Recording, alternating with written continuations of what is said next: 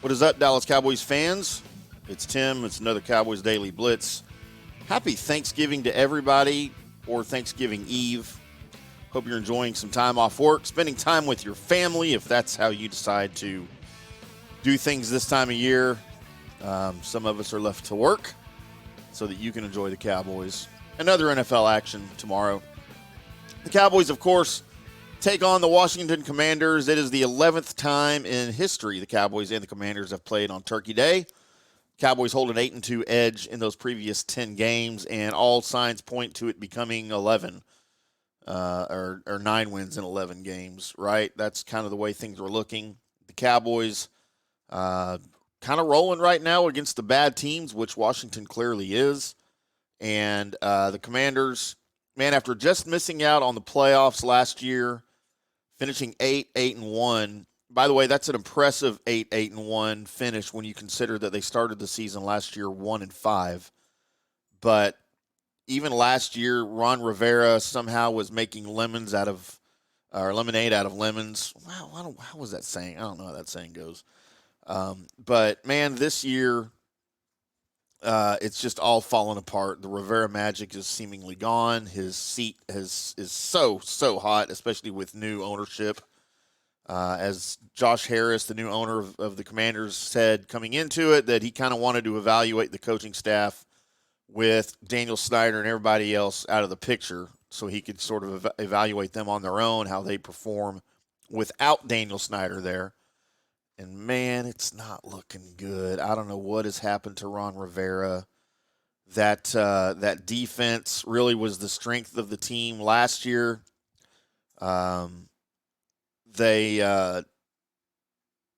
Just the defense has looked good really for the last couple of years, which is what you expect from a Ron Rivera team. But, last year they averaged just 19 points per game. They won 4 games by 6 points or less. Last year they beat the Eagles by 11, 32-21, and if you remember, they throttled the Cowboys in the final game of the season, 26-6. But of course, that was a game the Cowboys they should have been interested in, as they should be interested in every game. That's what I subscribe to anyway. I don't believe this. You've already made the playoffs. You rest your players. You try to get healthy going into the postseason, especially when you don't have a bye. I don't subscribe to that. I don't like that thought process at all, especially for the Cowboys. They can't afford to take weeks off. They can't afford to not play their guys.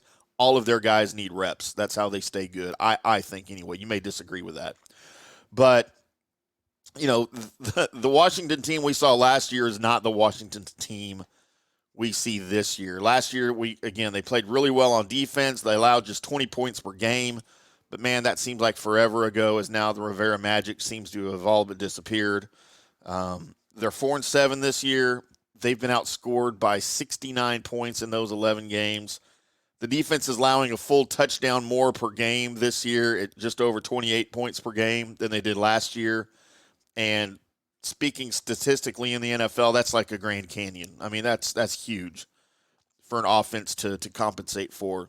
But, when you look at the pieces that they have just let go, of course, at the trade deadline, they let go maybe 2 of their best defensive players, and Chase Young, who, by the way, 24 years old, a former second-round overall pick out of Ohio State, of course, in 2020, Defensive Rookie of the Year, dealt with injuries in 21 and 22, was healthy this year, was playing pretty well, but rather than go re-sign him to a big deal to keep him, to make him part of the team's future, they ship him off, which I don't have a problem with.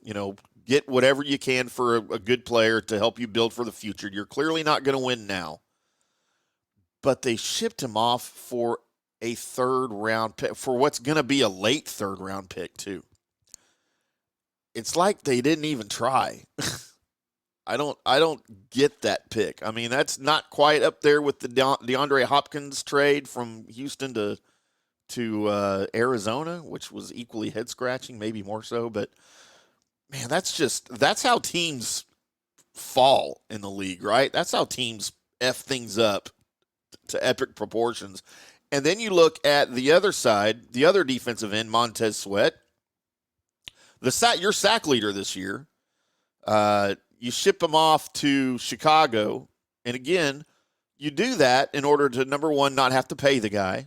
But number two, you want to use that to build your team for the future, right? So let's go see what we can get. A couple of twos, a 2 and a 3, maybe a 1 for somebody who's really desperate for help, which the Bears are. But a second-round pick, that's all you got was a second-round pick for Montez Sweat. I mean, at that point, you just hang on to him if that's all you can get, right? I mean, I don't know. I don't run the Commandos, of course. But, man, it's just not a good look for Washington, for Josh Harris, the new owner. And I don't know what they're doing over there. Look what happened last week. They got embarrassed by the Giants. The Giants completed the season sweep of the Commanders for their third win, with 2 of those 3 wins being against the Commanders, which is also a bad look. That's your division rival. So things aren't looking good for Washington. Sam Howell, your quarterback, seems to have taken a step back after playing fairly well early in the season. There's so much dysfunction on the team.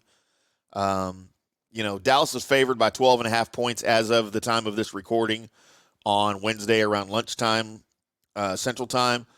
And it doesn't seem like enough for me right now. And I don't normally take lines that are that big in the NFL. Like anything over 7, definitely double digits to me. I don't take that. But for some reason in this case, it just doesn't seem like enough. The Cowboys are rolling, as we mentioned, against bad teams, which the Commanders are. Dallas is still chasing the Eagles in the NFC East. I think 2.5 games now is what it is after the Eagles somehow managed to pull out a bass-backwards win over the Chiefs on Monday night. And by the way, I don't know if you guys feel the same as me.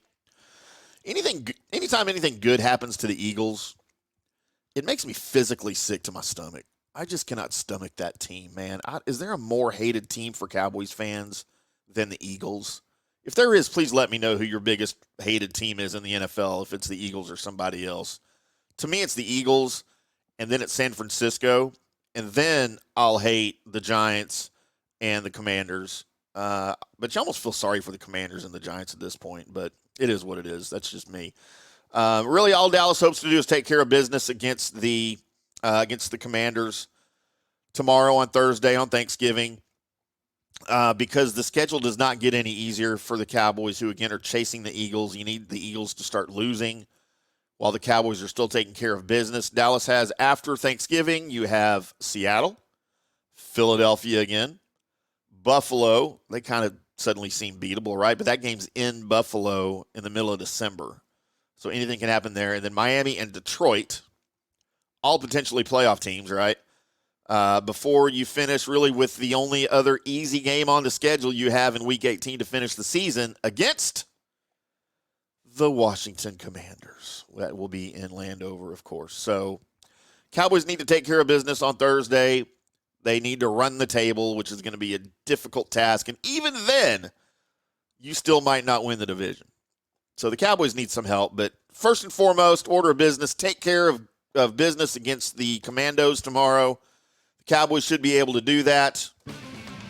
I would love to hear from you again. Tell me what your biggest hated team is in the NFL as a Cowboys fan. I would if it's not the Eagles, I'd like to know why.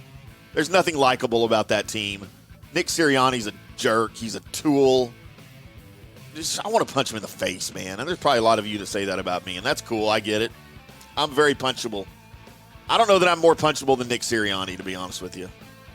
The guy's just a tool, man. Anyway, I'm Tim. We'll do it all again probably post-game tomorrow after the Cowboys and the Commanders go at it. And enjoy the game. Enjoy Thanksgiving. Don't eat too much. Until then, boys and girls, we'll see you.